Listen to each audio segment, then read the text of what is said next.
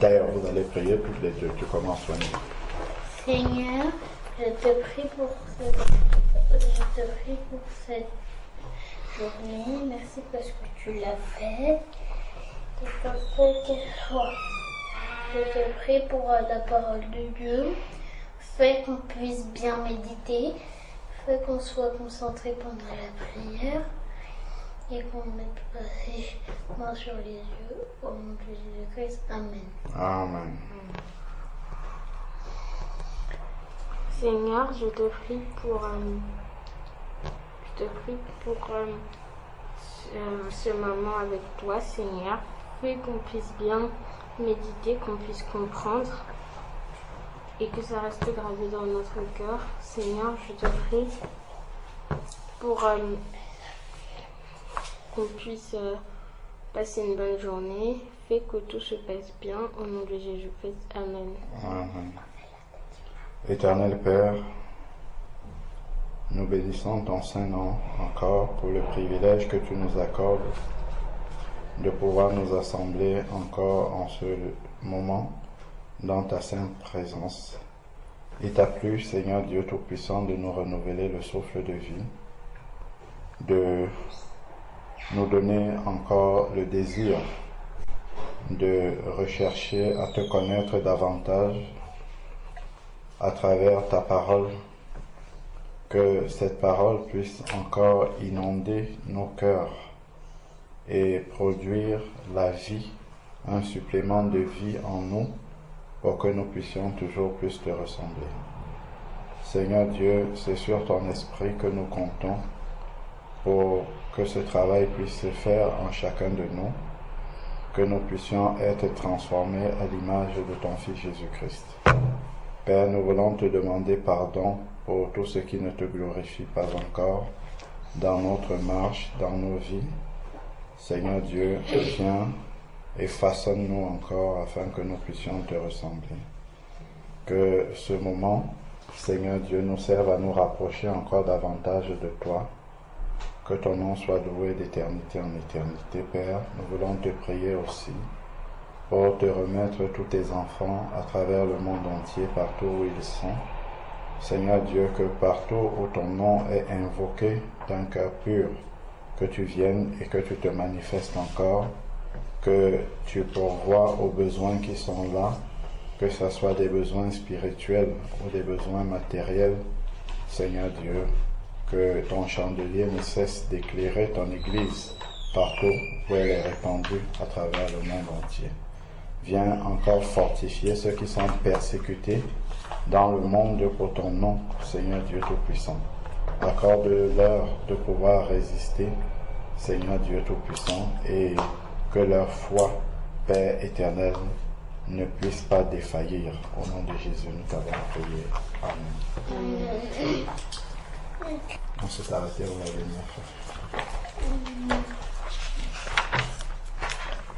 9. On s'était arrêté Matthieu 27. Quel est le proverbe, le verset que vous aviez à réciter? Wendy, est-ce que tu peux le réciter? L'homme Non, c'est déjà quel verset? Proverbe 29, Proverbe 22, verset 9. Attends, moi je vais chercher. Proverbe 22, verset 9, c'est ça? Non, pas.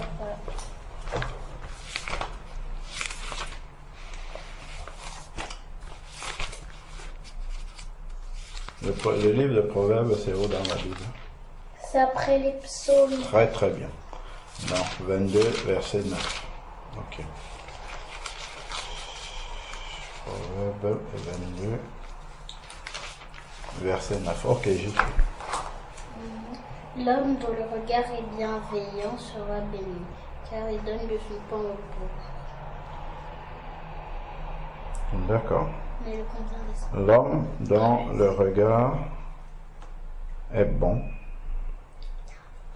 sera béni, parce qu'il donne de son pain à l'indigent.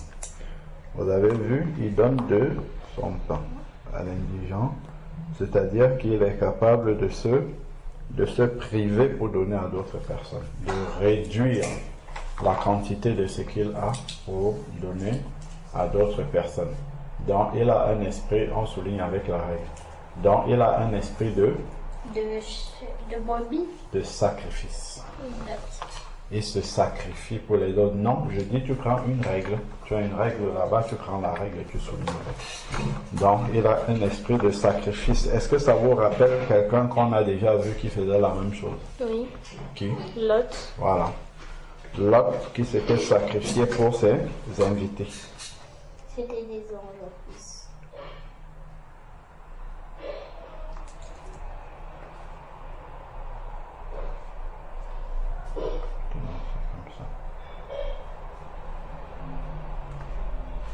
Ça va baisser. Je mets la main ici, au milieu.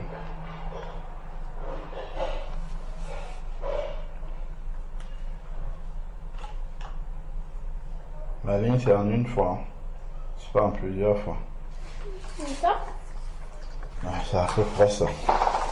Bon, alors, donc on retourne dans Matthieu 27. Je crois que c'est là qu'on s'est arrêté. C'était à quel verset? Là, elle a pas récité.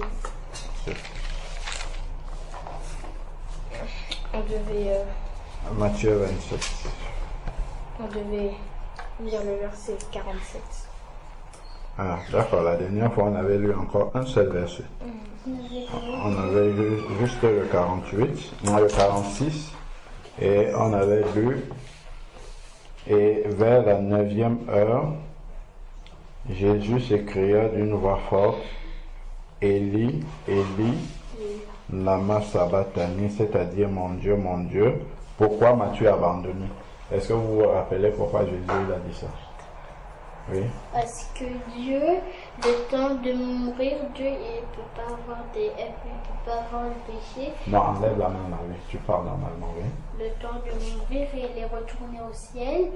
Oui. Et du coup, dans son corps, Oui. il a dit, Élie, la vache, donc ça veut dire Dieu, pourquoi m'as-tu abandonné? D'accord. Parce que la partie de Dieu qui était dans Jésus, l'homme, est sortie. C'est ça? Pour que le péché puisse venir et qu'il puisse payer pour nos péchés. C'est ça? D'accord, ok, bon, ben, on va continuer au verset 40. Ok, donc on va reprendre au verset, la suite au verset 47.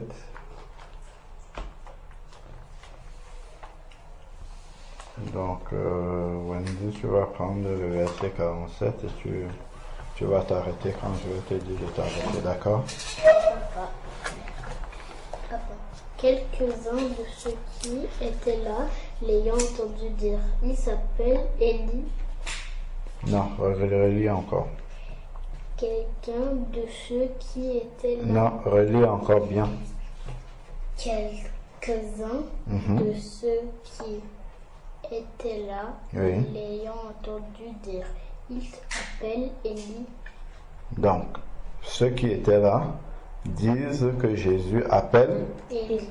Voilà. Donc, Élie, là-bas, sabachthani, il pensait que Jésus était en train d'appeler Élie pour que Élie vienne me sauver. D'accord? Le prophète Élie. Ok? Ils avaient mal compris. Voilà, ils avaient mal compris. On continue au verset 48. Et aussitôt, l'un d'eux courut prendre une éponge qu'il remplit de vinaigre et l'ayant fixé à haute voix, il faut lire à haute voix. À un roseau, il lui donna à boire. Mais on s'arrête. À la fin de chaque verset, on s'arrête. Donc, et aussitôt, l'un d'eux courut prendre une éponge qu'il remplit de vinaigre. Le vinaigre, c'est quand même piquant. C'est pas ça? après, Donc, il remplit de vinaigre. Je vois c'est ici. Attendez, je suis en train de chercher le renvoi. On va essayer ici. Oui, donc c'est une prophétie qui avait été donnée, je crois, sur le psaume 69 au verset 22. Je vais regarder. Le psaume 69.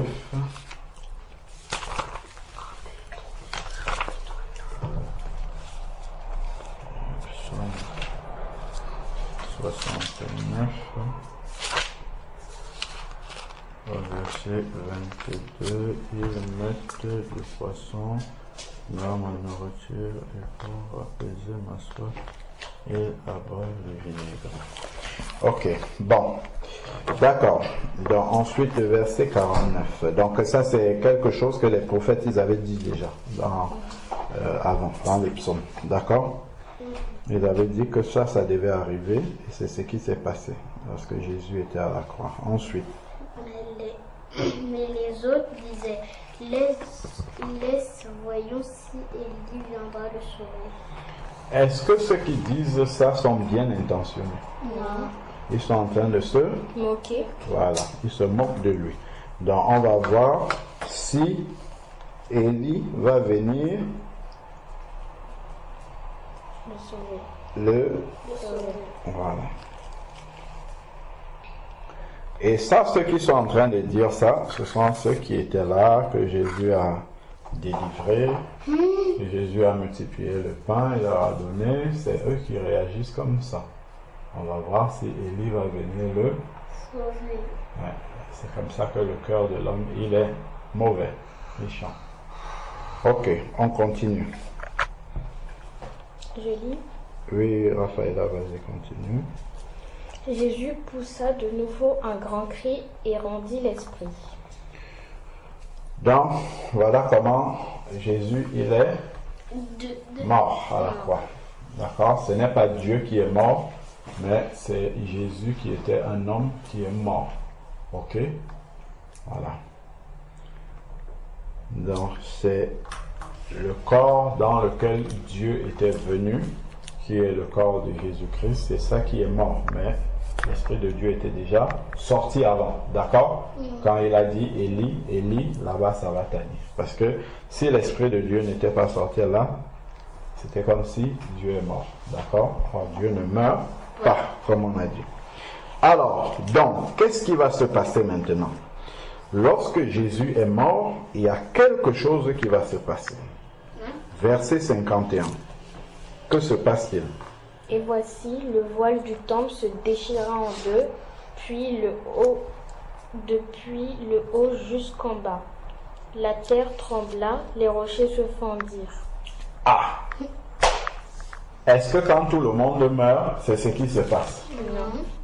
Ah, oui, qu'est-ce que tu veux dire? Je sais pourquoi ça fait ça. Oui. C'est parce qu'en fait, Jésus, il peut pas mourir parce que Jésus, il est saint et du coup, Jésus, il est saint. Oui. Et parce que s'il meurt, il y a quelque chose de mal qui va se passer. D'accord, ok, très bien. Donc, voici le voile du temple se déchira en deux, du haut Jusqu'en bas. jusqu'en bas. Qu'est-ce qu'on faisait dans le temple? Oui, On priait. oui. Qu'est-ce qu'on faisait d'autre? On Oui, faisait des offrandes. oui. C'était quel type d'offrande qu'on faisait là-bas? On donnait des agneaux, Voilà, comment on appelle ça? on appelle ça Un sacrifice. Des sacrifices. Ok? Donc, on offrait des sacrifices et on priait là-bas. Et maintenant, comme le voile du temple s'est déchiré, qu'est-ce que ça veut dire? Oui. L'agneau de Dieu a été offert en sacrifice. L'agneau de Dieu a été offert en sacrifice. Donc, c'est un sacrifice qui vient d'être offert. Ah, oui, Wendy, tu voulais dire autre chose? Je voulais dire que ça veut dire que Dieu ne veut qu'ils ne doivent plus prier dans le temple. Ah, très, très, très, très, très bien. Amen. Ça veut dire qu'ils ne peuvent plus prier dans le temple. le voile du temple est déchiré, ça veut dire que le temple ne sert plus à rien. D'accord? Pourquoi ça ne sert plus à rien? Oui.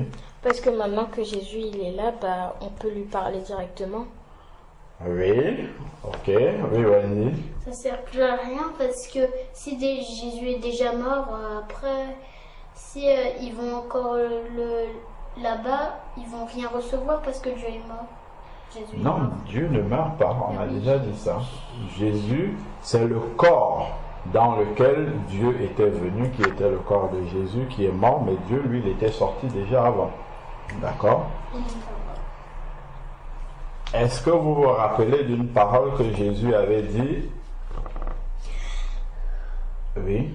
Jésus, il avait dit aux pharisiens que le temple va se déchirer et après ils avaient dit, il dit qu'il est le roi des Juifs et que le temple va se déchirer et pour qu'on le fait mourir et que Pilate il avait dit que est-ce qu'il faut que je le fasse mourir.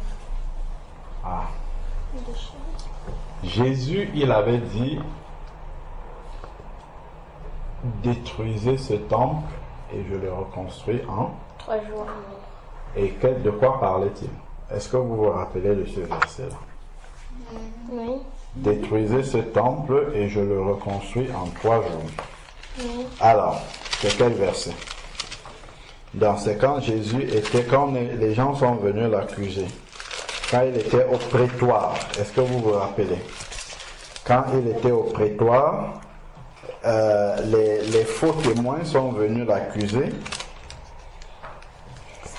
Les faux témoins sont venus l'accuser et ils ont dit, voilà celui qui dit qu'il détruit le temple et il le reconstruit en 3 jours. 3 jours. Alors, donc, on va essayer de retrouver le verset. Alors, Jésus devant le Sanhédrin, ça c'est à partir de le verset 57. Alors, les principaux sacrificateurs. Voilà, c'est vers le verset 60. Voilà, c'est ici, verset 61. Matthieu 26, verset 61. Ah oui, c'est ça. Qu'est-ce qui est dit? Je puis détruire le temple de... Attends, Wendy. Matthieu 26, verset 61. Verset 61, c'est là. Oui.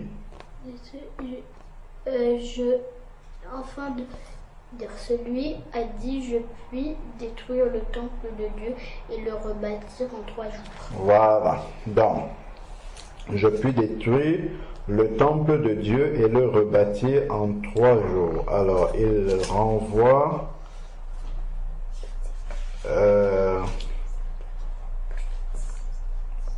voilà, dans Jean chapitre 2, verset 19. Jean chapitre 2. Avant que moi aussi me renvoie là-bas. Voilà, on va lire là-bas. Jean chapitre 2, verset 19. Jean chapitre 2, verset 19. Jésus leur répondit, détruisez ce temple et en 3 jours je le relèverai. Tu as trouvé? Détruisez ce temple et en 3 jours je le relèverai. Verset 21. Qu'est-ce qui est écrit, Raphaëla? Mais il parlait du temple de son corps. Est-ce que vous avez compris maintenant? Il parlait du temple de son corps. Donc, le corps de Jésus était le temple. Le véritable temple. Donc, lorsque le corps de Jésus a été, lorsqu'il a dit Élie, Élie là-bas sabachthani, son corps est mort, ça veut dire que le temple est le corps est dans Jésus. Je vais reprendre tout doucement. Il ne faut pas répondre vite. Il faut réfléchir d'abord, écouter d'abord avant de répondre. On a lu tout à l'heure, il a dit, détruisez ce temple et je le rebâtis en 3 jours. Je le relèverai en 3 jours. Et Jean 2, verset 19 nous dit qu'il parlait du temple de son corps. Et lorsqu'il dit Élie, Élie, là-bas, Sabatani, sur la croix, c'est ce corps-là qui est mort. Le corps qui était son temple est mort. Ça veut dire que le temple est mort. Donc, ça veut dire que le temple est détruit. Voilà. Ça veut dire que le temple n'existe plus. Est-ce que vous avez compris? C'est pour cette raison-là que le voile du temple s'est déchiré de haut en bas. C'était pour montrer que le temple c'est fini. Tout ce qu'on faisait dans le temple, les activités du temple spirituellement se sont arrêtées. Voilà, c'est la fin. D'accord? Parce que le temple du corps de Jésus-Christ a été détruit. Ok? Donc, tout ce qu'on va faire dorénavant au temple, ça ne sert plus à rien. Ça ne marche plus spirituellement. Ok? La fonction que le temple physique de Jérusalem assurait spirituellement est terminée. Ok? Voilà. C'est pour ça que le voile du temple s'est déchiré de haut en bas. Ça, c'est une explication. Une autre explication est celle que Raphaëlla a donnée tout à l'heure. Le temple de Jérusalem était divisé en 3 parties. Ok. Donne-moi une feuille de brouillon, je vais vous faire un petit dessin. Tu peux prendre là-bas. Alors.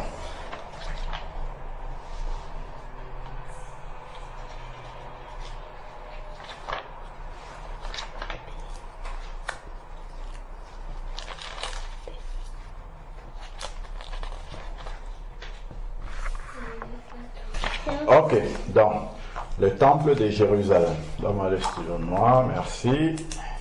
Alors, quand on arrive, disons que les gens, ils arrivent par là, ils viennent par là, ok? Donc, ils arrivent, il y a une première porte ici, tac, ils vont passer par là. Donc, voilà le temple.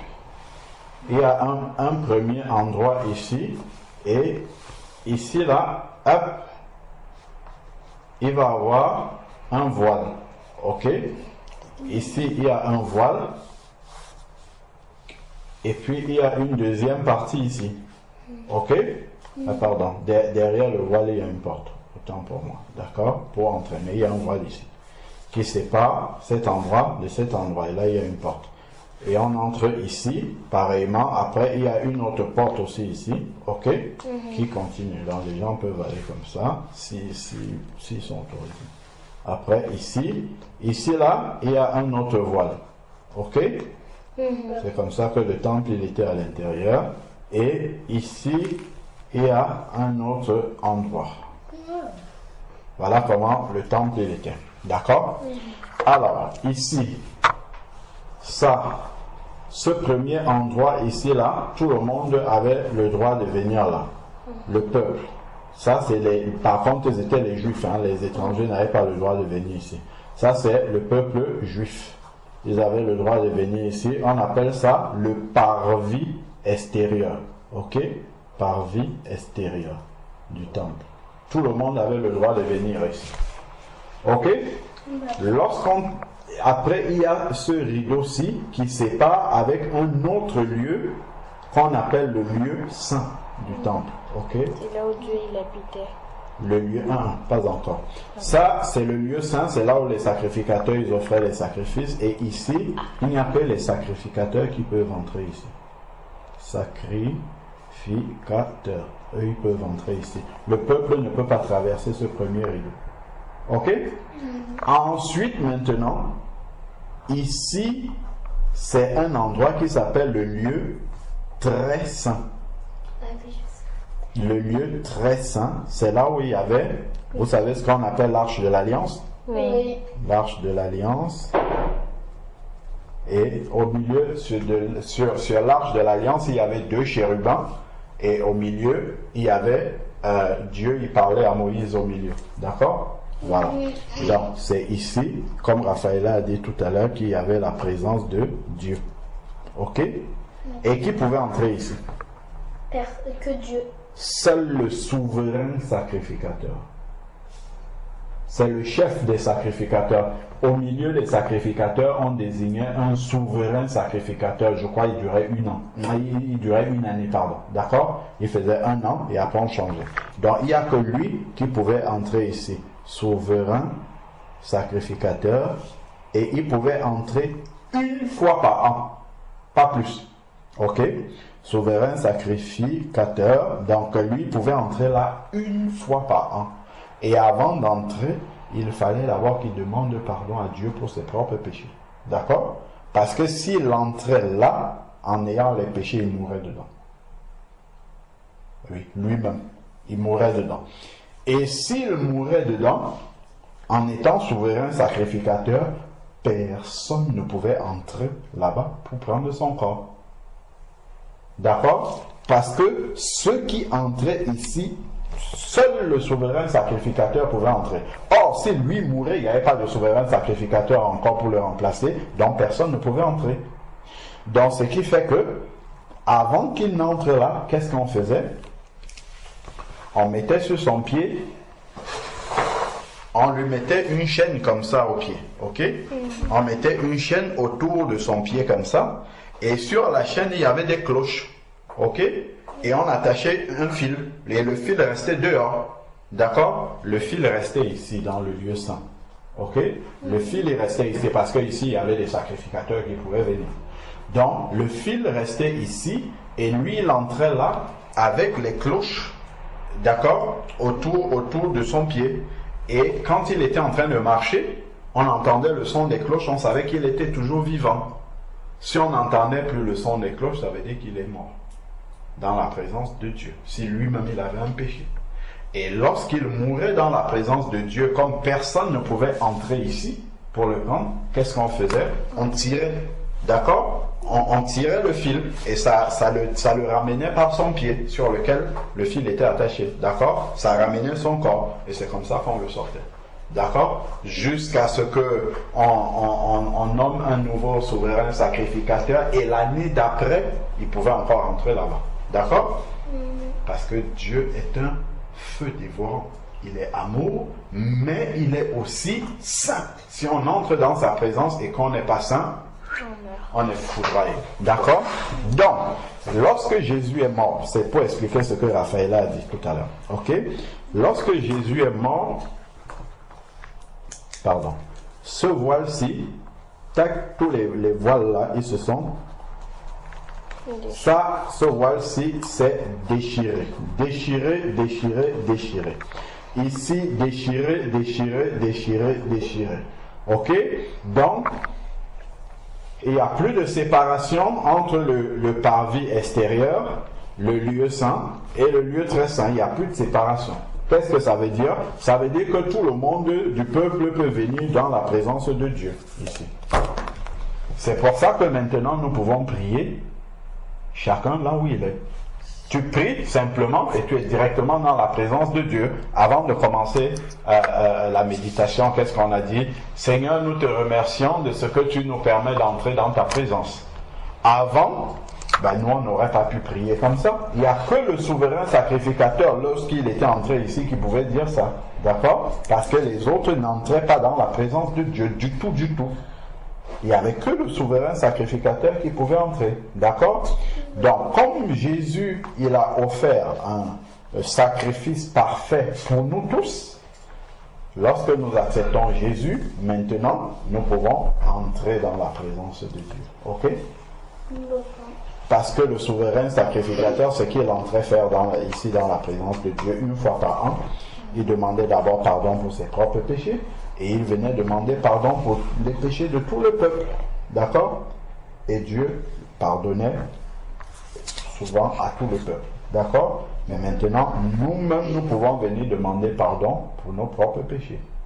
Parce que Jésus étant mort à la croix, d'accord, le voile s'est déchiré et permet à tout le monde d'entrer dans la présence de Dieu si nous avons accepté Jésus-Christ. D'accord? Parce que lui, il entrait avec le sang des animaux. D'accord? Pour demander pardon à Dieu, mais nous entrons par le sang de Jésus. D'accord? Le sang de Jésus qui est pur nous permet d'entrer dans la présence de Dieu ici. Ok? Et, ça on va le voir plus tard, Jésus, il a fait de nous aussi des sacrificateurs. Nous, ça veut dire quoi? Nous qui sommes devenus des enfants de Dieu, Jésus, lorsqu'on l'accepte, il a fait de nous des sacrificateurs. Nous sommes devenus aussi des sacrificateurs. C'est pour ça que nous pouvons entrer dans ce lieu. Ok? Mais bon, ça c'est un peu plus compliqué. C'était simplement pour nous expliquer ce qui s'est passé. Donc, le temple physique, si il ne sert plus à rien, lorsque le voile s'est déchiré, maintenant c'est spirituellement que ça se passe. D'accord? Ok? Voilà. Alors, donc, le voile du temple s'est déchiré. Là, vous avez compris tout ce qu'il y a, enfin, en tout cas une partie de ce qu'il y a derrière. On est d'accord?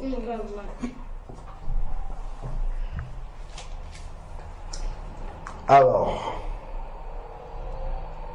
nous sommes au verset, et puis les roches se sont, la terre a tremblé. Il y a eu un tremblement de terre. Même quand Jésus est là. Hein? Pourquoi les tremblements de terre arrivent même quand Jésus est là? Parce que Jésus vient de mourir. Donc il y a quelque chose Grave? de grave, voilà, de très très grave qui est en train de se passer. La terre va trembler. Pourquoi la terre va trembler? Oui. Parce que Jésus est mort. Oui. Et donc? Il est saint et comme la terre a tremblé, ça veut dire que Jésus, c'est pour ça que la terre a tremblé. Oui, la terre a tremblé parce que Jésus est mort. C'est parce que la terre se prépare à accueillir le corps d'un saint, de quelqu'un qui est saint, totalement, d'accord? Parce que quand Jésus meurt, on va l'enterrer, d'accord? On va le mettre, bon, eux ils ne creusaient pas la terre, ils le mettaient dans une grotte. C'est parce que cette terre-là se prépare à accueillir le corps du saint des saints, qui est Jésus, un corps saint, de quelqu'un qui n'avait pas ou qui n'a aucun péché. Ok? Voilà. Donc, la terre ne peut pas recevoir le corps de Jésus et rester comme si rien ne se passe. D'accord? La terre tremble. C'est comme ça que lorsque quelqu'un, il accepte Jésus dans sa vie, il ne peut pas rester le même. Sa vie va trembler aussi. D'accord? Si quelqu'un accepte Jésus, il va... Arrête de faire les dessins. Si quelqu'un reçoit Jésus dans sa vie c'est comme une terre dans laquelle on sème la parole de Dieu. D'accord? Quand on sème la parole de Dieu dans ton cœur doit trembler.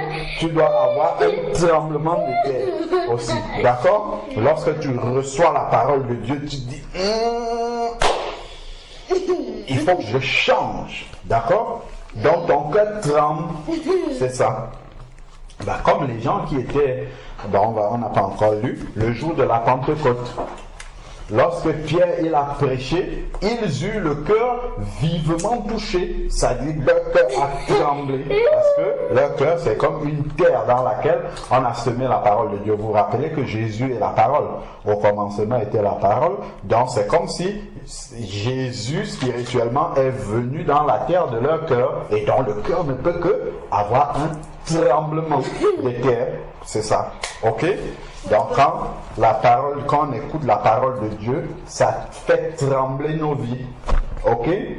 Donc on devient obéissant. On comprend que, comme tout à l'heure, Raphaëla, elle disait le film de la vie du monsieur qui était mort, tout ça et tout. Quand on entend ça, on dit, waouh, Seigneur, il ne faut pas que je sois perdu. Il faut que j'aille au ciel. D'accord? Ça fait trembler nos cœurs. Ok? Un tremblement de terre parce que la terre devait accueillir le corps du Saint des Saints. Ok? De la même manière, spirituellement, on reçoit la parole de Dieu. Elle fait trembler la terre de nos cœurs. Ok? Pour entraîner le changement, évidemment. Ok? Parce que quand il y a un tremblement de terre, après, tout ce qui était sur la terre, là, qu'est-ce qui se passe quand il y a un tremblement de terre? Mais tout tombe, tout s'écroule. Parfait. quand il y a un tremblement de terre, tout Cool. que représente tout ce qui s'écroule là? Oui. Tout ce qui s'écroule, ça veut dire que tout ce qui faisait de mal, c'est tombé. Et après, ce qui est venu, c'est ce que Dieu faisait. Voilà. Il y a eu un tremblement de terre.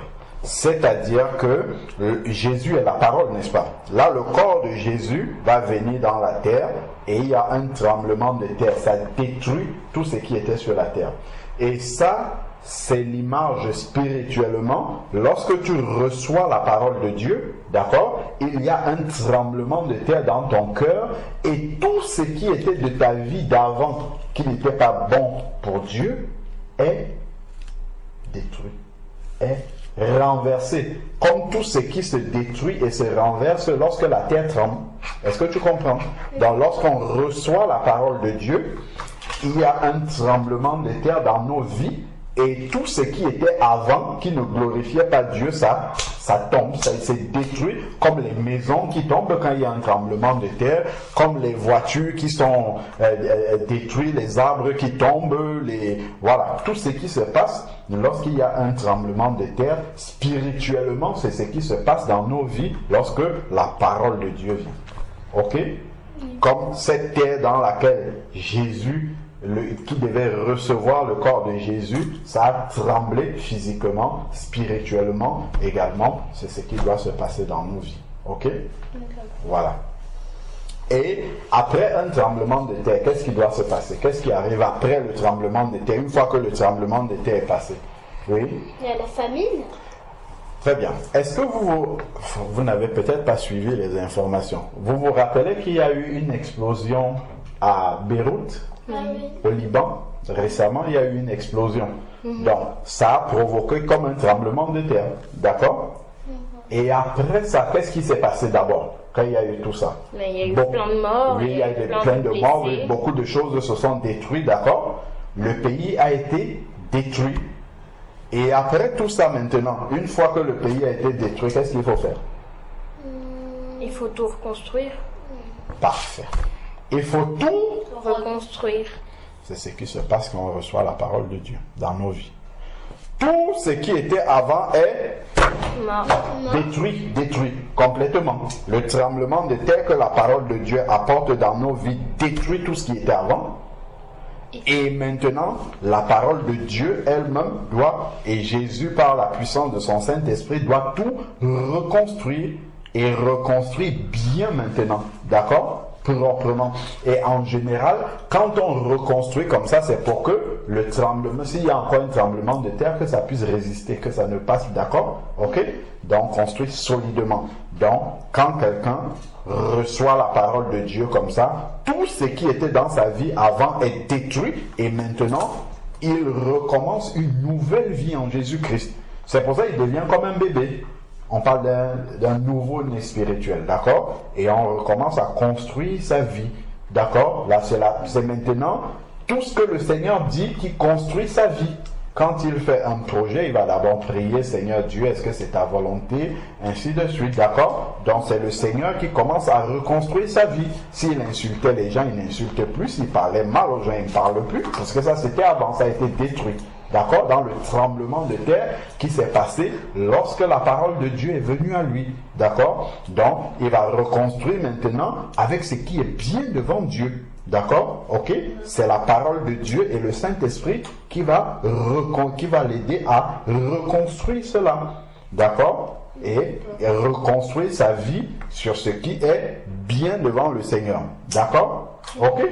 Vous voyez ce qu'il y a derrière le tremblement de terre? C'est un seul verset, hein, mais vous voyez, il y a beaucoup de choses que ça représente derrière, spirituellement. D'accord? Ok, donc, quand quelqu'un est un enfant de Dieu, il doit avoir eu un tremblement de terre dans sa vie. Si quelqu'un devient un enfant de Dieu, il dit, moi je suis un enfant de Dieu, il ment toujours, il vole toujours, il dit des mauvais témoins, des faux témoignages sur des personnes, ou bien il dit des mauvaises choses sur des personnes, ou bien il est toujours égoïste, ou bien il est toujours jaloux, ou bien il fait tout ce que Dieu n'aime pas. Voilà, il prie des faux dieux, il pratique la magie, il fait ce qui est contre la volonté de Dieu. Qu'est-ce que cela signifie physiquement? C'est comme s'il y a eu un vrai tremblement de terre quelque part, mais tout est resté intact. Les murs ne sont pas tombés, les voitures n'ont pas été détruites, les arbres n'ont pas été détruits, tout est intact. Mais on vous dit, bah, là il y a eu un tremblement de terre. Est-ce que vous allez croire? Non. Pas du tout. Soit vous n'allez pas croire, soit vous allez dire, bah ok, même s'il y a eu un tremblement de terre, c'était un petit tremblement de terre, ça n'a rien fait. D'accord? Mais si c'est un vrai tremblement de terre, comme la vraie parole de Dieu qui arrive dans la vie de quelqu'un, ça renverse tout. Il ne va plus aimer la musique du monde, par exemple. Et il ne va plus aimer des choses qui ne glorifient pas Dieu. Ok? Il va être dérangé par ça. Mais s'il n'est pas dérangé, ça veut dire que c'était pas un vrai tremblement de terre. C'était un petit. Ça a juste un peu secoué. C'est pas le vrai tremblement de terre. D'accord? Parce qu'un vrai tremblement de terre, ça secoue la vie de quelqu'un comme ça. Et puis là, ça renverse tout. Tout tombe comme un vrai. Vous avez vu à Beyrouth là-bas, tout est tombé. Même dans les hôpitaux, tout est tombé. Et qu'est-ce qu'il faut faire après? Il faut tout reconstruire. Ok? Voilà. Il faut des vrais tremblements de terre dans nos vies. Nos cœurs, nos vies. D'accord? Alors, la tête tremble.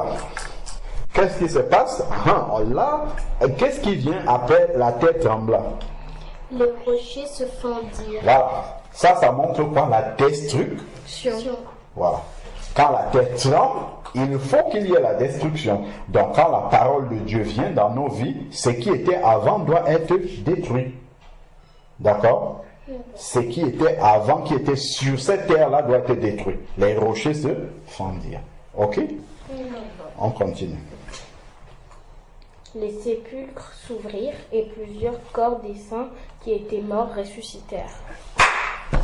Qu'est-ce qui est en train de se passer? Que les morts ressuscitèrent. Là, ici, regardons ce qui est en train de se passer. On nous dit d'abord que les rochers se fondirent. Ok? Donc, ce qui était dans nos vies, c'est détruit. Ce qui était sur la terre, là, on parle de ce qui est physique. Et on compare avec comment ça se passe spirituellement. D'accord? Donc, ce qui était sur cette terre-là est détruit. C'est l'image de ce que lorsque la parole de Dieu vient dans nos vies, ça provoque le tremblement de terre dans nos cœurs et ça détruit tout ce qui était dans notre vie avant qui ne glorifiait pas Dieu. D'accord? Et maintenant, qu'est-ce qui se passe? Il nous est dit ici là que les sépulcres s'ouvrirent. Voilà, les sépulcres s'ouvrirent, la tombe, là où on a enterré des personnes qui étaient mortes. Vous vous rappelez qu'il y a un verset dans la parole de Dieu qui dit, ceux qui ne connaissent pas Dieu, ils sont morts par leurs offenses. C'est Éphésiens chapitre 2 qui dit ça au verset 1 et 2. Vous étiez morts par vos offenses. Celui qui ne connaît pas Dieu, il est mort. Voilà. Donc, maintenant, les tombeaux vont s'ouvrir et des gens vont ressusciter. Ce sont des nouvelles personnes. D'accord? Ok? Donc, ça, en fait, ça veut dire que quand la parole de Dieu vient dans ta vie, ok? Ce qui était avant que tu ne connaisses Dieu, c'est détruit complètement. Et il y a une nouvelle personne qui va venir. C'est eux qui ressuscitent. Quand on parle des gens qui ressuscitent, c'est l'image d'une nouvelle personne que tu vas être. Ok? Avec maintenant les habitudes que Dieu t'a données. Tu vas rechercher à faire la volonté de Dieu. Lorsque tu ne fais pas la volonté de Dieu ou qu'il t'arrive de ne pas faire la volonté de Dieu, ça va attrister ton cœur. Ok? Tu ne seras pas content. D'accord? Donc, ils ressuscitèrent. Donc, ça, c'est la nouvelle naissance. Ils sont nouveau-nés. D'accord? C'est des nouvelles personnes. Ok. Donc, les saints qui étaient décédés, voilà, ils vont ressusciter. Et qu'est-ce qu'ils font? Ils sortirent. Continue au verset 53. Et plusieurs corps des saints ressuscitèrent.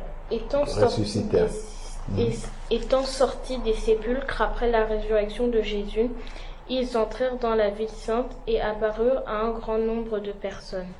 Voilà. Donc, ils sortirent des tombeaux après la résurrection de Jésus. Pourquoi c'est après la résurrection de Jésus? Parce que Jésus est le premier en tout. Il doit être le premier à être ressuscité. D'accord? Ok? Et les autres saints qui étaient morts sont sortis aussi de leur tombe pour dire que Jésus est là. La vie. Jésus est la vie. Très bien. Quand Jésus vient dans la tombe et qu'il sort de la tombe, d'autres sortent avec lui aussi. D'accord? Ça veut dire que Jésus est venu pour donner la vie à ceux qui étaient morts. Ok? Nous étions tous morts avant. Et Jésus est venu pour nous donner la vie. Donc quand on reçoit sa parole, ça fait le tremblement de terre dans nos vies. Et ça provoque justement, on était dans la mort et la vie va venir maintenant en nous et il va reconstruire. Ok? Vous avez vu tout ce qu'il y a là, dans ces quelques versets là, c'est profond. C'est très très très très profond. Ok?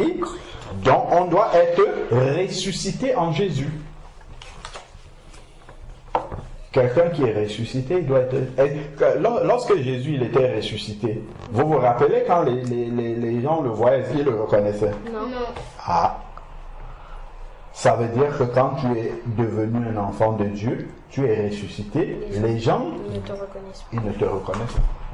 Ils te voient physiquement, ils savent que ça c'est Wendy, mais ta manière d'agir, ta manière de réfléchir, ce que tu aimes désormais, les gens ils te reconnaissent plus. Ils disent, mais il y a quelque chose de... Ça ce n'est pas Wendy qu'on a connu. Ben, Wendy avant, elle s'énervait, elle criait sur les gens, mais maintenant, mais on lui fait ça, mais Wendy, tu ne fais plus rien, mais tu ne t'énerves plus comme avant.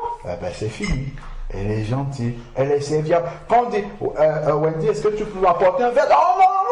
Mais maintenant, quand on dit Wendy, apporte-moi. Ah oui, maman, tu veux un verre d'eau? Ah d'accord, ok, attends, maman, bouge là. On dit, mais ça, c'est pas Wendy, ça. Qu'est-ce qui s'est passé? Enfin là, Wendy, qu'est-ce qu'il y a eu dans sa vie? Wendy, qu'est-ce qui se passe? D'accord? La vie, elle est transformée. Parce que Jésus est venu et il a donné la vie. D'accord?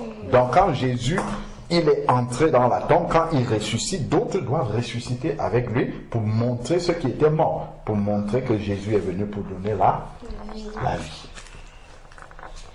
La vie. Parce que sans Jésus, on est mort. Ok? Vous voyez?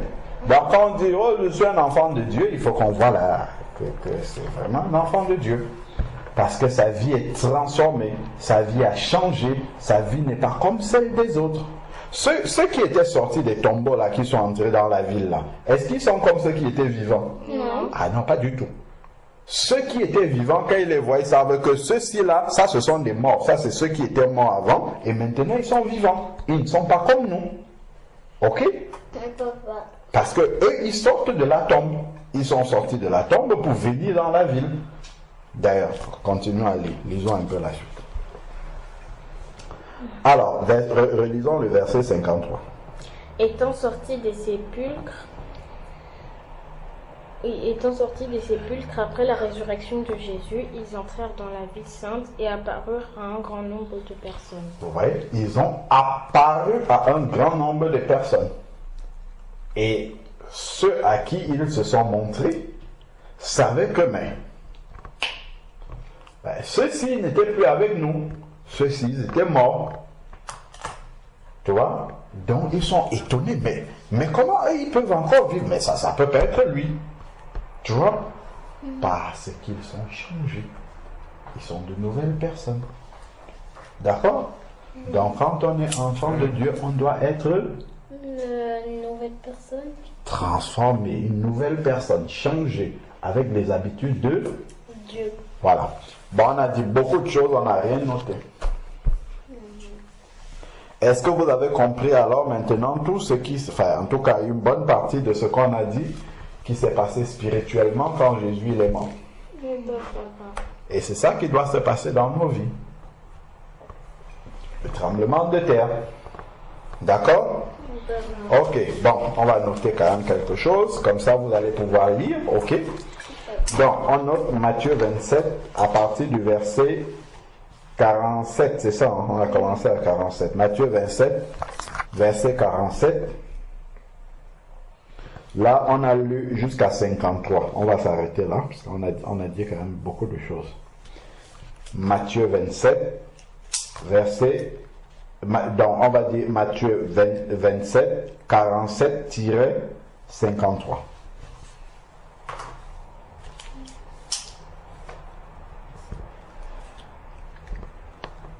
Matthieu 27, 2 points. 47-53.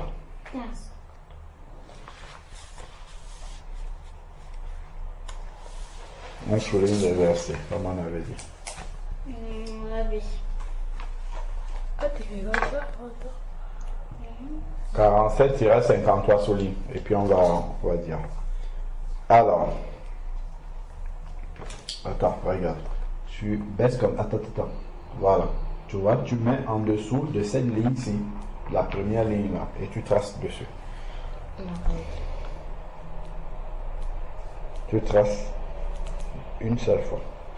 Alors, donc, on a dit, bah, ils pensaient que c'était Élie, ils sont des moqueurs. Donc, on va d'abord noter qu'il ne faudrait pas se moquer. D'accord? Il ne faudrait pas se moquer des personnes comme ceux qui étaient au bord de la croix, comme ceux qui étaient à côté de la croix, on va dire, de Jésus. Il ne faudrait pas se moquer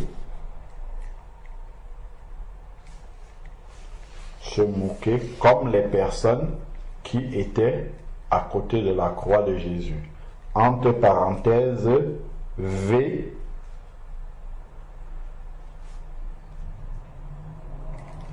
V47. C'est ce qu'il disait, il appelle Élie. Ok? Il ne faut pas se moquer.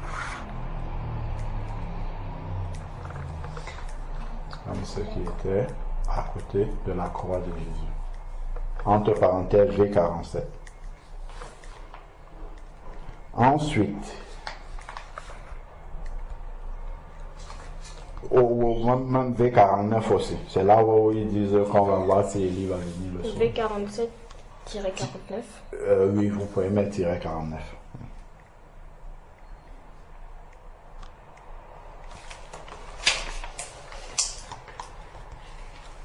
V47-49. Ensuite, maintenant,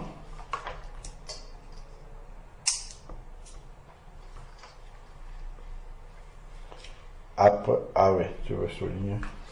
Donc, quand tu veux souligner, tu mets toujours là, d'accord, sur la ligne qui est en dessous de ce que tu veux souligner. Ok, d'accord. Tu mets là. Voilà. Là, je vais à la ligne. À la ligne ou je continue là? Ou tu vas à la ligne. Il faut respecter la marge. Hein. Ça veut dire que je suis ici? Non. Ça veut dire que ça, tu aurais dû l'écrire après la marge, ici, dedans. Mais c'est pas grave, souligne là-bas. Je dis pour la prochaine fois, d'accord? Non, tu soulignes toujours en dessous, ici. Ok? Tu mets toujours sur la ligne du dessous et tu soulignes. Ok? Voilà. Allez, on poursuit. Alors, donc, on va poursuivre au verset 50. On poursuit. Tu ranges le cahier? On poursuit, je dis. On n'a même pas encore commencé à noter correctement. Alors, donc, à la mort, on écrit, hein, on est en train d'écrire. Alors, lorsque Jésus est mort,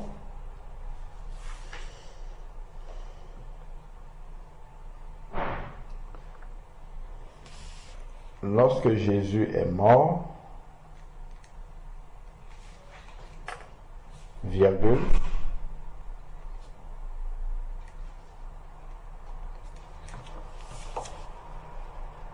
lorsque Jésus est mort,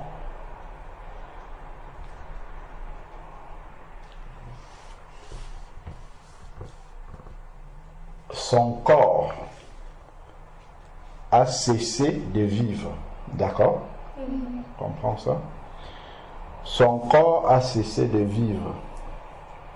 Lorsque Jésus est mort, son corps a cessé de vivre. Point.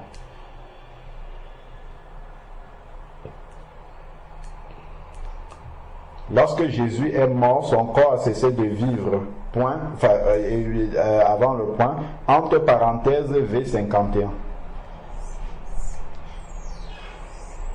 Non, V50, autant pour moi, pardon. Son corps a cessé. Oui, qu'est-ce que tu veux savoir? Comment on écrit cessé? C-E-2-S-E, accent aigu. Son corps a cessé de vivre, entre parenthèses V50.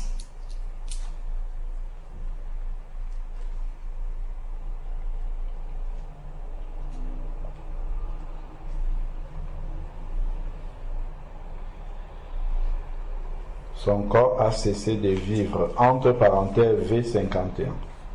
V50. V50, pardon. V50. Point. Or, Jésus avait déclaré... Or, à la suite ou à la... À la suite. Or, Jésus avait déclaré...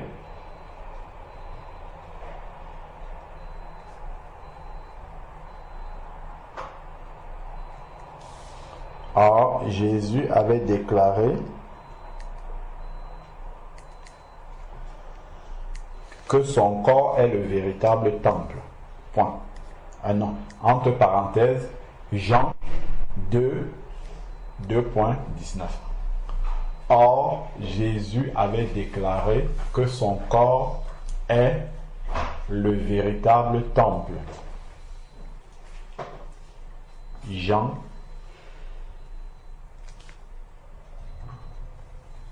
2, 2.19. Ok? Jean 2, 2.19. Tu peux souligner tous les versets qu'on cite là. Ouais. On a cité d'abord V50. Maintenant, on a cité Jean 2, verset 19. Jean 2, 2.19.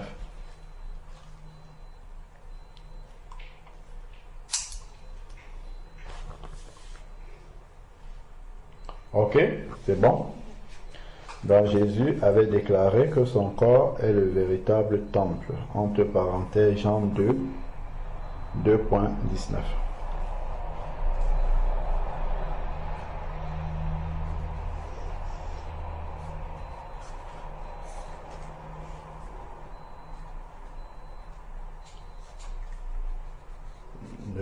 Verset 19. Point.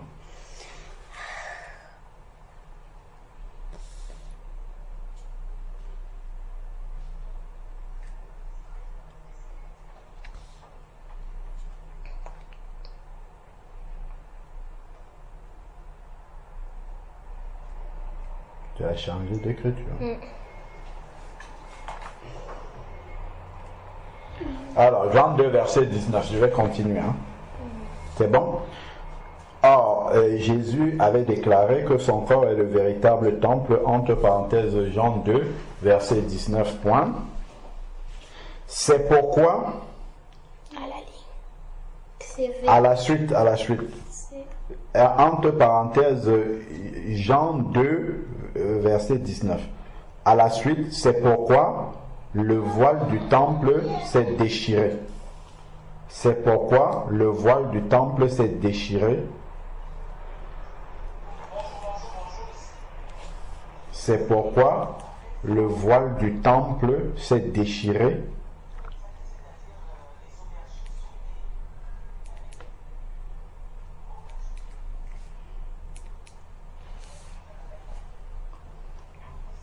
Quand Jésus rendit l'esprit, vous comprenez ce que ça veut dire, c'est quand il est mort. Ok? C'est pourquoi le voile du temple s'est déchiré quand Q-U-A-N-D, quand Jésus rendit l'esprit. Point.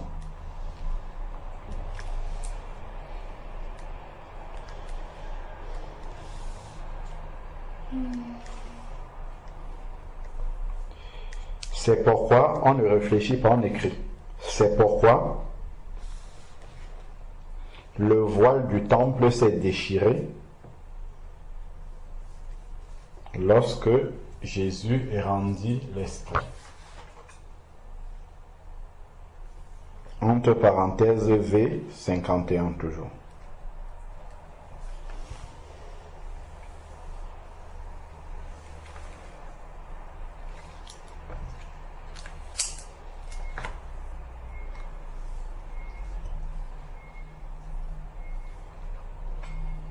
Ok. C'est pourquoi le voile du temple se déchira ou s'est déchiré lorsque Jésus rendit l'esprit. Entre parenthèses V51. Est-ce que tout le monde est bon jusque-là?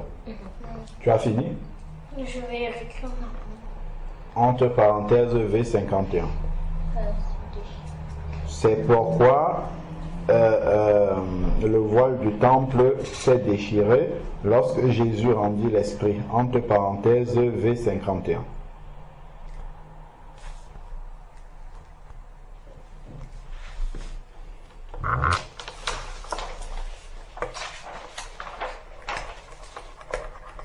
Point.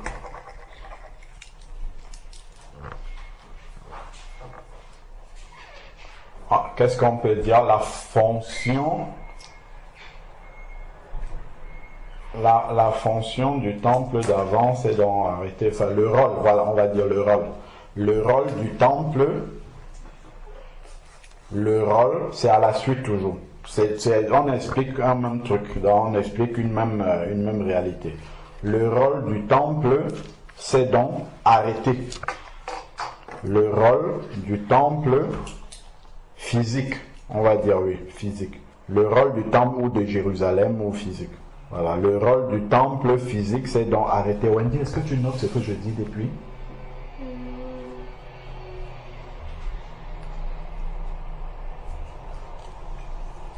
C'est déchiré lorsque Jésus rendit l'esprit. Si tu n'as pas fini, tu dis, je n'ai pas fini. Comme ça, on te lit la suite du verset.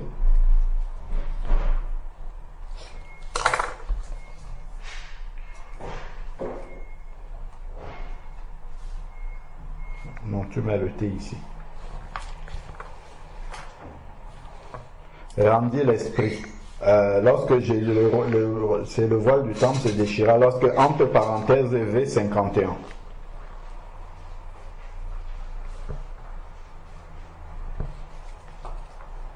Entre parenthèses V51, on a dit le rôle, c'est quoi que j'ai dit là, le rôle du temple? Temple physique, c'est donc arrêté. Le rôle du temple physique, c'est donc arrêté. Point. À la ligne.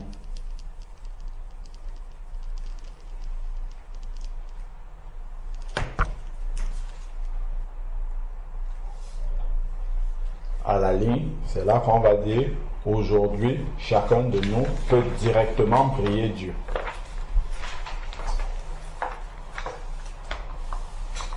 Aujourd'hui, chacun de nous peut directement prier Dieu au nom de Jésus-Christ. Aujourd'hui, chacun peut directement prier Dieu au nom de Jésus-Christ.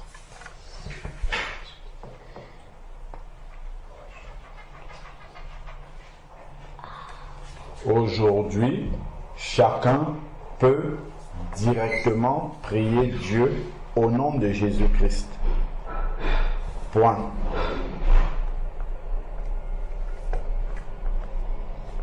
Pourtant, aujourd'hui, chacun peut directement prier Dieu au nom de Jésus-Christ. Point.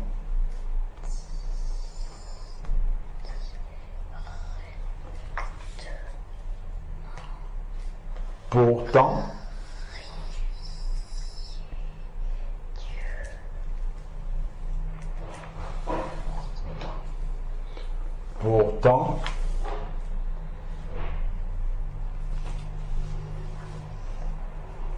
dans le temple ancien, non, c'est le temple physique dont on parle.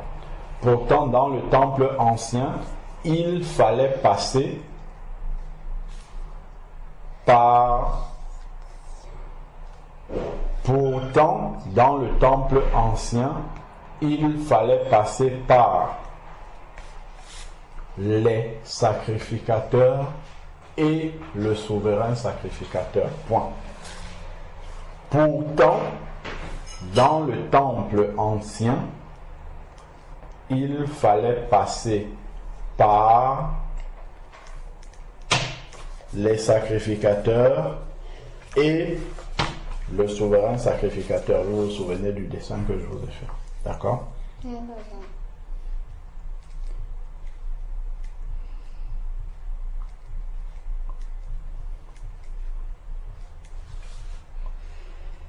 Tout ça, c'est à lire.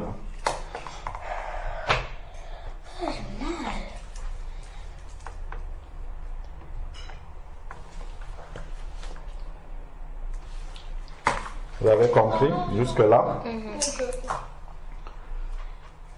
Pourtant, dans le temple ancien, il fallait passer par les sacrificateurs et le souverain sacrificateur. Point. Alors, donc, qu'est-ce qui s'est passé dans 1? On aurait même dû mettre des tirets. 1, le voile du temple s'est déchiré. On a expliqué à la ligne maintenant. La tête trembla. Vous pouvez mettre à la ligne. La tête trembla, 2 points. La tête trembla, entre parenthèses V51. Et vous mettez 2 points et puis on va expliquer. La tête trembla, V5, entre parenthèses V51, vous mettez 2 points et on va expliquer. Vous avez retenu quoi? La tête trembla. En fait, la tête trembla, c'est que aussi, notre cœur et notre vie qui tremblent pour qu'on soit transformé après. D'accord, ok, très bien. Donc, la tête trembla, 2 points, parce qu'elle, entre parenthèses, verset 51, c'est entre parenthèses, et il faut souligner tous les versets, il y a plein de versets à souligner là. Là, ici.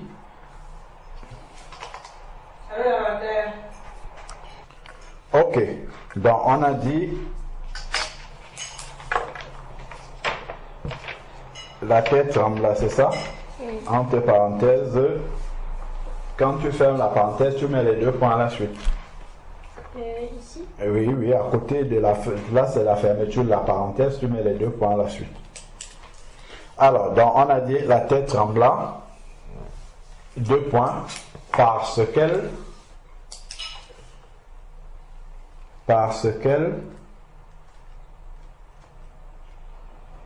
s'apprêtait à recevoir le corps du Saint des Saints. Vous comprenez ce que c'est? C'est le corps de Jésus. Parce qu'elle s'apprêtait à recevoir le corps du Saint des Saints. Donc, ça, c'est ce qui s'est passé dans le domaine physique. Et après, on va expliquer ce que ça veut dire spirituellement pour nous. D'accord? Voilà.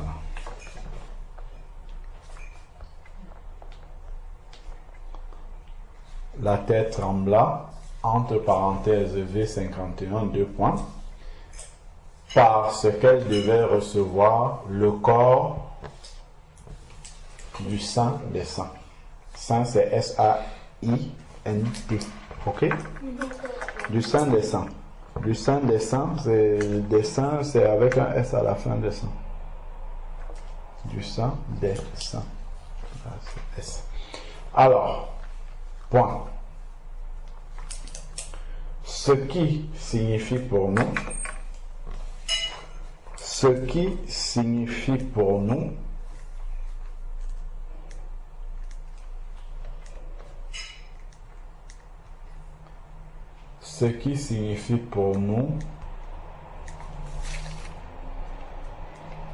que lorsque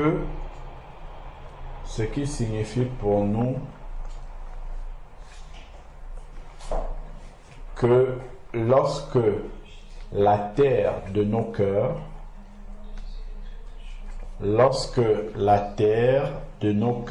reçoit la parole de Dieu, lorsque la terre de nos cœurs reçoit la parole de Dieu, elle tremble. Lorsque la terre de nos cœurs reçoit la parole de Dieu, elle tremble.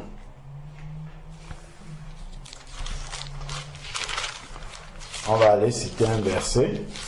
C'est Raphaëla qui va le lire. Actes chapitre 2, verset 37.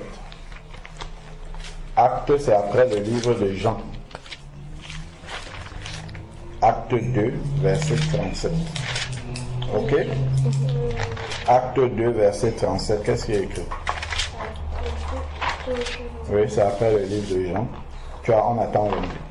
Acte 2, verset 37. Qu'est-ce qui est dit? Après avoir entendu ce Ah non, on y va doucement, pas la course. La méditation ne court pas. Si on court comme ça, on ne va rien comprendre. Acte 2, verset 37. Avant Romain? C'est avant Romain, oui. Après, voilà, acte 2, verset chapitre 2, verset 37. Voilà, c'est ça. 1 et 2. Verset 37. Ok. Donc, vas-y, doucement, lentement. Après avoir entendu ce discours, Après avoir entendu ce discours. Donc, après avoir reçu la parole de Dieu. D'accord? Continue.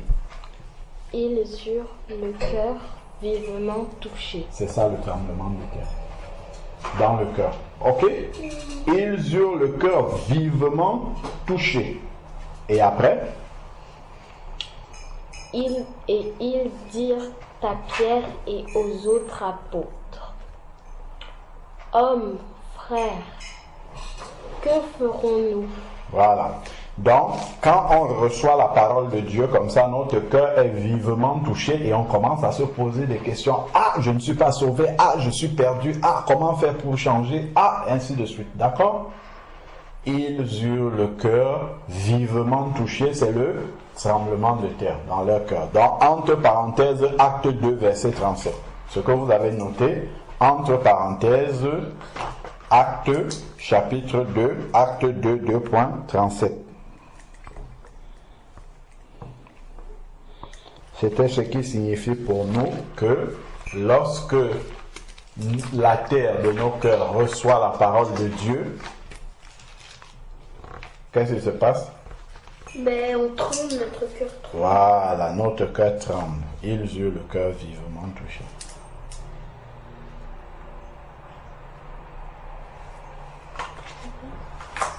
Voilà, acte 2, V37. Ok? Nos cœurs tremblent parce que la parole de Dieu, elle est sainte. Ok? Comme le corps de Jésus était saint et la terre qui devait recevoir le corps de Jésus-Christ, elle n'est pas sainte. D'accord? Ok? Voilà. Ok, donc elle va trembler de la même manière que nos cœurs sont des cœurs de pierre. Et lorsqu'elle reçoit la parole de Dieu, lorsqu'il reçoit, autant pour moi, la parole de Dieu, il tremble parce qu'il n'est pas saint. Ok? Et il reçoit une parole sainte. Donc, il tremble. Ok? Il tremble parce qu'il va devoir changer. Ok? Si notre cœur ne tremble pas, c'est que ce sont des cœurs vraiment. Alors, endurcis. Ok? Oui, ben si, ce sont des cœurs endurcis. Si ça ne tremble pas quand on entend la parole de Dieu, sinon ce sont des cœurs endurcis. Allez, hop, donc, on prie le Seigneur pour ne pas avoir des cœurs endurcis, mais plutôt des cœurs de chair, dans lesquels la parole de Dieu peut venir, peut s'implanter, transformer. Ok? Alors, donc, ok, donc, dans les cœurs tremblent, ok? On continue. Les rochers se fendirent. On écrit maintenant à la ligne, les rochers se fendirent.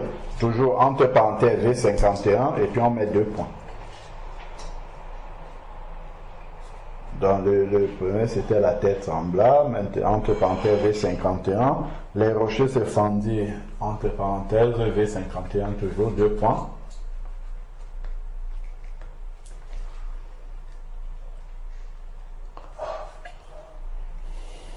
V51, entre parenthèses, il faut refermer la parenthèse. Ok, maman. J'ai dit ok, papa.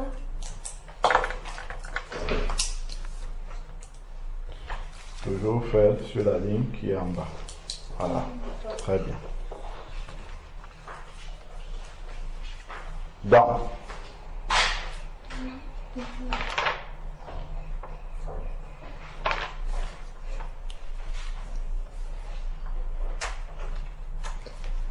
c'est bon?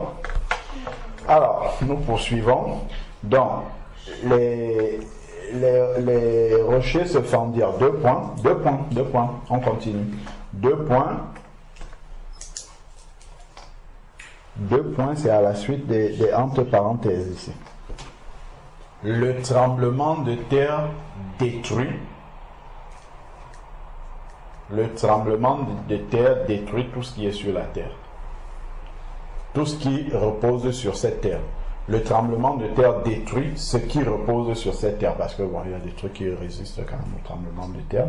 Donc, le tremblement de terre détruit ce qui est construit dessus. On peut dire ça comme ça. C'est plus simple. Le tremblement de terre détruit ce qui est construit dessus.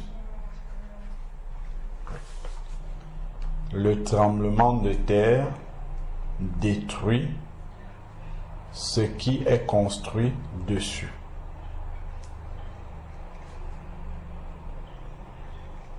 D'accord? Le tremblement de terre détruit ce qui est construit dessus. Point. De même, point, de même, la parole de Dieu détruit dans nos cœurs. De même, la parole de Dieu détruit dans nos cœurs ce qui n'est pas de lui. Point. De même,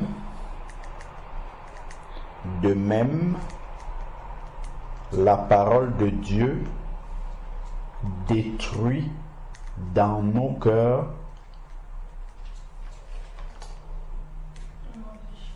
de même, la parole de Dieu détruit dans nos cœurs ce qui n'est pas de lui.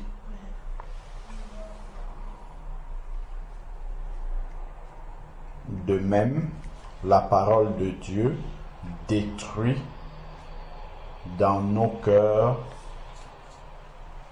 ce qui n'est pas de lui. Point, oui. On va pas mettre un... Donc vous pouvez mettre par exemple Hébreux 8 verset 10. Mais voici l'alliance que je ferai avec la maison d'Israël.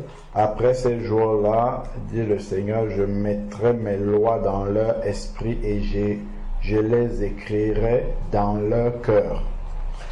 Et je serai leur Dieu et ils seront mon peuple. C'est ça le verset. Donc, entre parenthèses, Hébreux 8, verset 10. Voilà. C'est un exemple, Hébreux. Il va écrire dans le pareil. Hébreux 8, verset 10. Ok.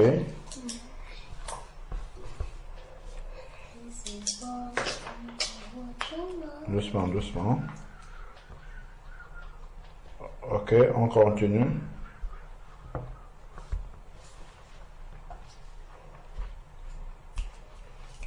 Alors, donc, qu'est-ce qu'on vient d'écrire? Que lorsque la parole de Dieu vient, elle détruit dans nos cœurs tout ce qui n'est pas de lui. Ok? Donc, après,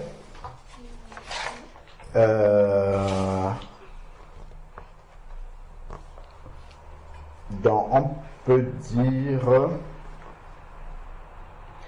après un tremblement de terre, enfin après la destruction provoquée par un tremblement de terre, la reconstruction commence, n'est-ce pas? C'est ce qu'on a parlé, on a dit tout à l'heure pour le Liban, vous vous rappelez? Donc on tourne, on va à la ligne, point. On va à la ligne. Ça a pris toute une page. Après la destruction d'un tremblement de terre, virgule, ou après la destruction provoquée par un tremblement de terre, virgule, après la destruction provoquée par un tremblement de terre, virgule,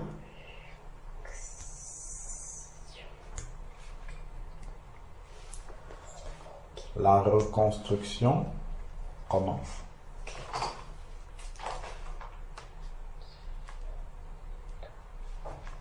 Après la destruction provoquée par un tremblement de terre,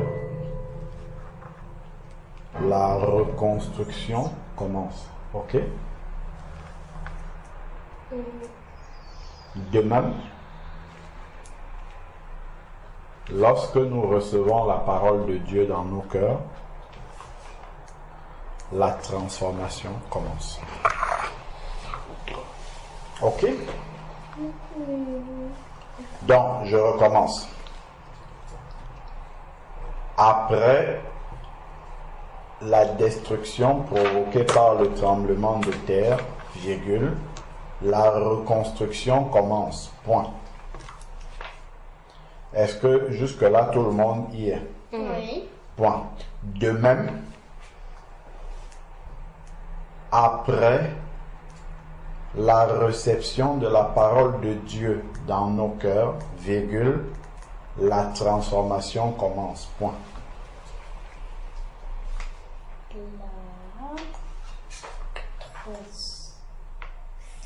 De même, après la réception de la parole de Dieu dans nos cœurs, la transformation commence. Point.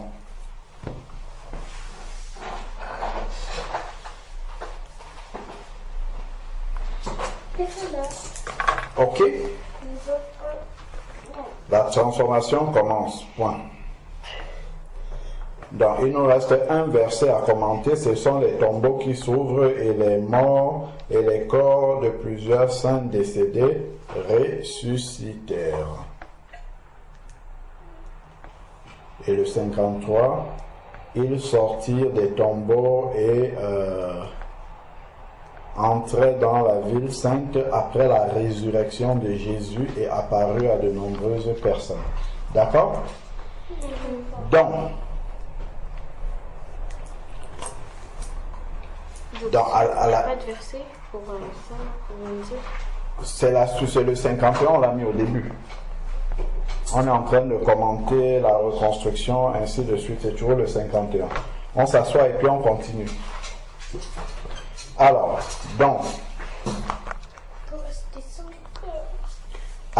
donc on continue. On avait dit au 52, là, les tombeaux qui s'ouvrent et tout. Jésus, les autres, ils sont ressuscités après Jésus. On avait dit que ça représente que Jésus est là. Voilà. Vous pouvez noter ça. Jésus est la vie. 2 points. C'est à la ligne. Hein. Jésus est la vie. entre parenthèses, Jean 14, 6, il a dit, je suis le chemin, la vérité et la Vie. Voilà, Jésus est la vie, entre parenthèses, Jean 14, 2.6 au V6. Jean 14, V6, 2 points.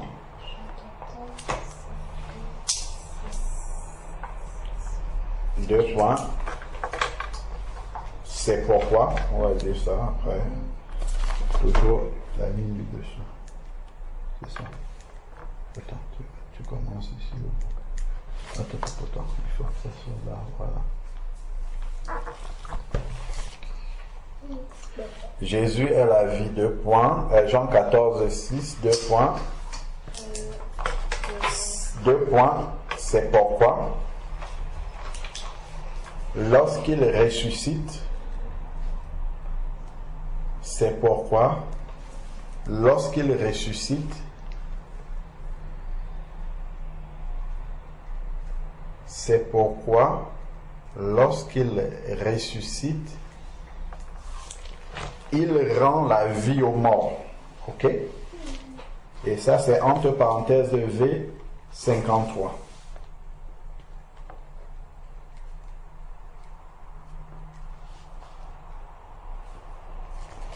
C'est pourquoi, lorsqu'il ressuscite, il rend R-E-N-D, il rend la vie aux morts. Aux morts, c'est au pluriel, hein, A-U-X, mort avec un S à la fin. Il rend la vie aux morts, entre parenthèses V53. J'espère qu'on va plus écrire, je peux faire un peu tout. V53, on se lit. On n'a pas beaucoup. On n'a pas encore fini. Moi j'ai dit on n'a pas beaucoup. Alors, c'est bon. V53, on poursuit. Tu soulignes. V53.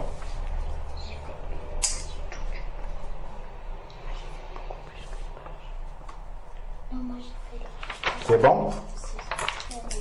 Alors, c'est pourquoi lorsqu'il ressuscite, il rend la vie aux morts. Entre parenthèses V53. Donc, il nous reste une phrase à dire. Donc, les tombeaux s'ouvraient et les corps, voilà, de ceux qui étaient décédés ressuscitèrent. Vous pouvez même mettre 52 et 53. Donc, vous avez vu, ils vont entrer dans la ville sainte et apparu à un grand nombre de personnes. Donc, ceux qui sont ressuscités, ce sont les nouveaux nés en Christ, d'accord? Et ils doivent se montrer aux autres pour que les autres voient leur changement. On est d'accord? Oui, papa. Voilà. On note. Après avoir reçu la vie, vous pouvez même mettre à la ligne. Après avoir reçu la vie de Christ, vous comprenez ce que ça veut dire, non? Oui. Après avoir reçu la vie de Christ,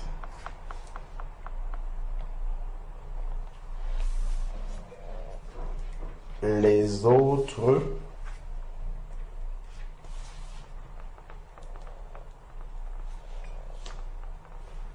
doivent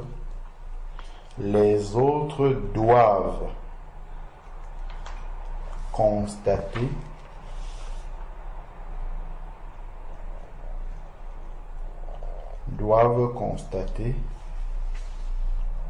Changement. notre changement. Entre parenthèses, c'est ceux qui sont apparus dans la ville, d'accord? Entre parenthèses V53. Et apparus à un grand nombre de personnes. Ok? Les autres doivent constater notre changement. V combien? V53. Et c'est la fin.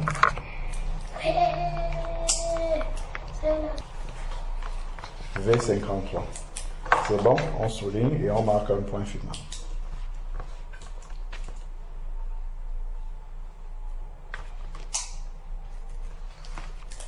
C'est bon? Alors, très bien. Point final. Quels sont les sujets de prière que vous voyez là-dedans? Il faut marquer déjà le point. Il faut marquer le point final aussi. Le point final pour aujourd'hui. Comment? Il faut lire tout ça. Hein? Tout ça, c'est à lire. Ben oui. Moi, j'ai fait plus que toute une page. Oui, il faut relire. Vous avez tout le temps dans la semaine pour relire ça tranquillement et poser des questions éventuellement. Alors, oui, donc, quels sont les sujets de prière qu'on peut tirer de tout ce que nous avons vu? Quels sont les sujets de prière qui vous viennent à cœur? De prier. On s'assoit correctement. De prier pour que notre vie change. À haute voix, oui. De prier pour que notre vie change. D'accord, ok. Très bien. Qu'il puisse avoir... Que Dieu puisse avoir Non, non, pas tout le monde en même temps. qu'il puisse avoir un changement radical dans notre vie. C'est la même chose. il puisse avoir un tremblement de terre. Que lorsque nos cœurs reçoivent la parole de Dieu, cela produise un tremblement de terre dans nos cœurs. D'accord? Lorsque nous entendons la parole de Dieu, cela produise un tremblement dans nos cœurs. Et puis, que nos vies soient transformées. Ok? Ça fait deux bons sujets de prière. Donc, je laisse chacun de nous prier. Je vais commencer. Vous voulez commencer? Allez-y. Seigneur, je te prie pour ce moment de parole. Merci parce que tu nous as gardés. Je te prie aussi pour que on puisse, quand on entend ta parole, qu'on puisse avoir un tremblement de terre. Amen. Et que aussi qu'il puisse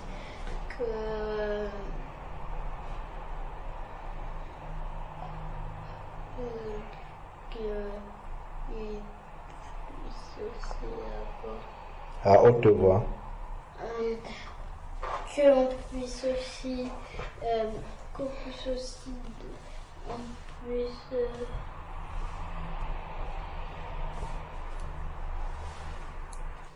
Seigneur, je te remercie pour cette parole, Seigneur, que nous venons d'écouter. Amen. Fais qu'elle puisse rester gravée dans notre cœur, qu'on puisse la mettre en pratique. Seigneur, aide-nous à avoir un tremblement de terre, Seigneur, quand nous entendons ta parole. Amen. Qu'on puisse,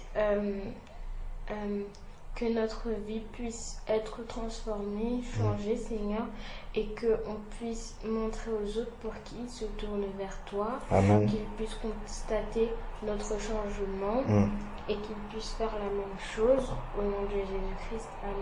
Amen. Amen. Éternel Dieu, nous venons encore te rendre grâce pour ta parole abondante, Seigneur Père éternel. Merci pour tout ce que tu nous as enseigné ce jour. Père, que cette parole puisse demeurer profondément dans nos cœurs, dans le cœur de ces enfants, que cette parole aille toujours en grandissant, Seigneur Père éternel. Seigneur Dieu, que cela ne puisse pas s'envoler de nos cœurs, que vraiment ta vie abondante puisse venir en nous et continuer à nous transformer. Pardonne-nous pour toutes les fois où nos cœurs ont reçu ta parole et sans qu'un tremblement de terre ne se produise, Seigneur Père. Pardonne-nous pour toutes les fois où nos cœurs sont demeurés endurcis devant ta parole. Viens encore à notre secours, Seigneur Père éternel, afin que nous te laissions, Seigneur Dieu, agir pleinement dans nos cœurs, dans nos vies, pour que nos vies soient totalement transformées, Seigneur Père éternel, à l'image de la vie de ton Fils Jésus-Christ, Seigneur Père éternel. Merci encore pour la richesse de ta parole.